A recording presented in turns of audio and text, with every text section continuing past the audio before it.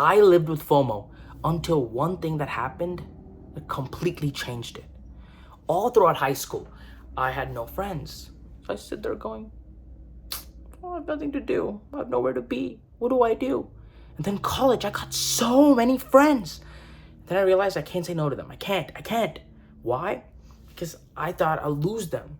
But I went to every single thing. Anything they said, yes, let's go. And that means I had a lot of sleepless nights.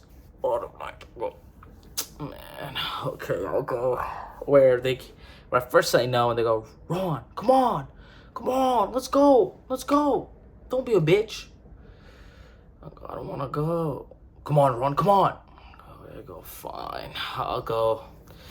I know you can relate. We all can. And one of the things that allowed me to change and take out my FOMO was in November of 2023, I broke my fucking leg. I broke my ankle. I couldn't go anywhere. And I know you're thinking, dang, that's crazy. Yeah, but that's what it took to reduce my FOMO. In November 2023, I was playing, what is it called? Ultimate Frisbee. And I went to take a catch and I collided and I fell on the ground, my ankle, and I broke it. And in those 2 weeks where I first broke my ankle, the pain was just too much. I used to stay up at night feeling God, I was gonna cry because the pain was just that much. But the biggest thing that came out of it was for 6 months I couldn't do shit. But that also means for 6 months, my friends went out. My friends had fun. And I'm sitting on the fucking bed or on the couch. The 2 days after I broke my ankle, I had bought a ticket for a rave.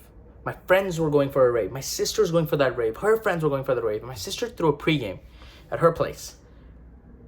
It was crazy. There were, I would say, 40 people in our small-ass apartment on campus. And I'm sitting there on the couch, sold my ticket, and thinking, fuck, everyone's going out. What am I gonna do? Nothing. And when they all left for the rave, I was like, damn it, man. I thought this was gonna be fun. I thought I was gonna have fun. And I'm sitting there doing nothing with my ankle hurting. But that's what it took to eliminate my FOMO. My friends went out for so many raves in December and November, went out for so many parties, so many fun things, and I physically couldn't go.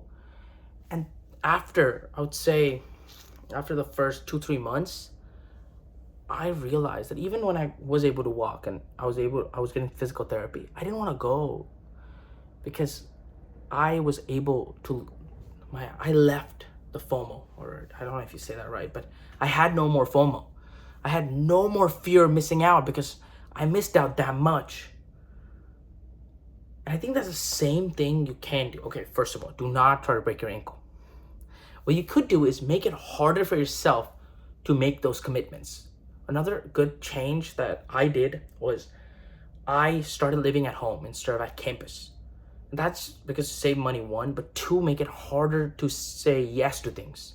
Because if I'm 5 minutes, 10 minutes away from my friends, it's really fucking hard to think that I'm not gonna go. But I'm 45, 50 minutes away from campus now. I'm definitely not gonna go every day. And just making it harder for yourself. I think the best way is changing your environment, what I did. But just think about that question. Whenever you're trying to outgrow FOMO or have no FOMO, think about that. Is, okay, what can I do? How do I make it harder for myself to say yes to things? Because deep down, you want to do something else, or you don't want to go, you don't want to meet those people, or you just have other amazing things to do. Maybe start a content, maybe work on yourself, maybe have a podcast, any of those things. But you're just scared of missing out. And another thing I want to say in that note is, I think a lot of us, right? We get really anxious on things we can't control. Me with my ankle. But I realized that was one of the best things that happened to me that year, because I lost FOMO that allowed me to sit at home, be alone, start working on my content, start working on my school community, start working on my communication. But those would have never happened if I did not lose my FOMO. And my grandfather used to say this whenever something happened that pissed me off, and he said, Ron, everything happens for the best. And I go, that's not true. was like 6, 7 years old. I'm like, that's not true. Not a lot of things happen for the best. He said, you'll understand later. I do understand. Because one of the things that I think is really cool that I kept thinking about was not everything is in your control. But that doesn't mean it's a bad thing. Because that did happen for my best. FOMO is one of the things that people don't talk about because most of the people have it, and the people that don't say they don't have it, they have it. At some point in everyone's life, they've had FOMO. Fear of missing out.